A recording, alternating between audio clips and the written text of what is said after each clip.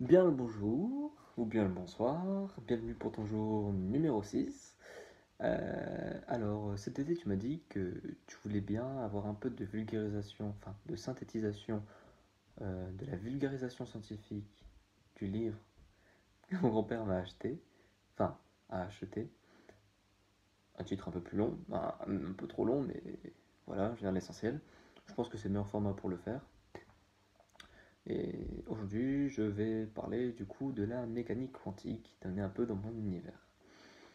Alors, la mécanique quantique, pourquoi elle a été inventée? Puisqu'il y a eu un problème par rapport au mouvement des électrons autour euh, d'un noyau, d'un atome.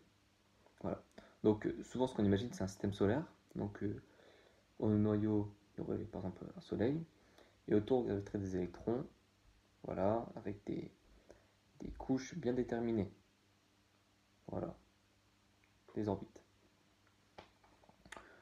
Or, en mécanique classique, donc pour savoir où est l'électron à n'importe quel moment, on n'arrive pas à déterminer sa présence. Donc, du coup, c'est très problématique.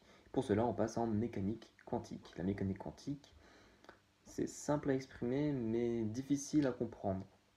Enfin, difficile, voilà, à voir. Alors en fait, c'est tout et rien à la fois. Alors, imaginons que tu sois dans une boîte avec du poison à l'intérieur et je scelle cette boîte. Alors non, pas comme dans le spectacle illusionniste, tu vas arriver dans une autre boîte, mais je me pose la question, est-ce que tu es morte, oui ou non? Eh bien, je peux pas y répondre. Il y a de la proba. Est-ce que c'est juste de la proba? Donc je peux pas savoir concrètement si tu es morte ou si tu ne l'es pas.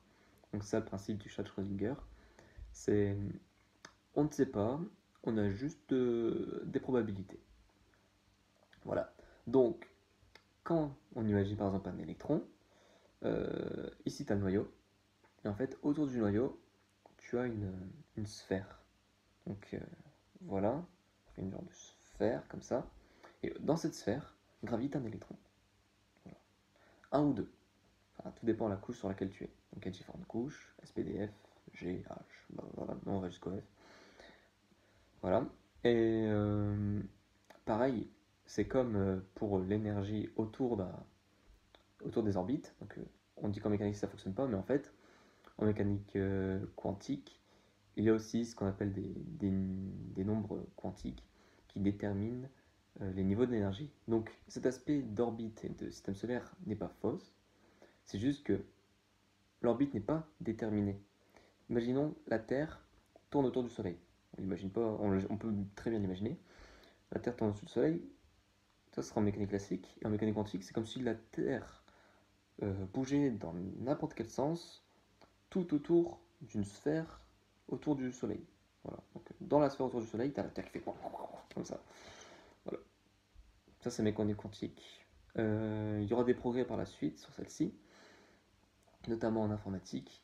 Ça risque d'être monumental, c'est-à-dire qu'on pourra multiplier la puissance de nos ordinateurs par 1000 facilement, parce que les ordinateurs sont composés de nombres binaires, 0, 1. Et bien là, ce sera à la fois 1 et 0.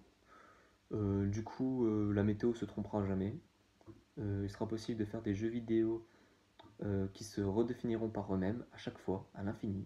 À chaque fois que tu joueras une partie, ce sera plus le même jeu. Voilà. Donc il y a des possibilités infinies avec la mécanique quantique. L'équation que tu penses avoir, que je pense que tu connais, de nom du moins, c'est l'équation de Schrödinger, et c'est une des équations qui a bouleversé le monde. Voilà. Et petite info pour la théorie du tout, il faut savoir lier mécanique quantique et mécanique relativiste. Ça va être une lourde tâche.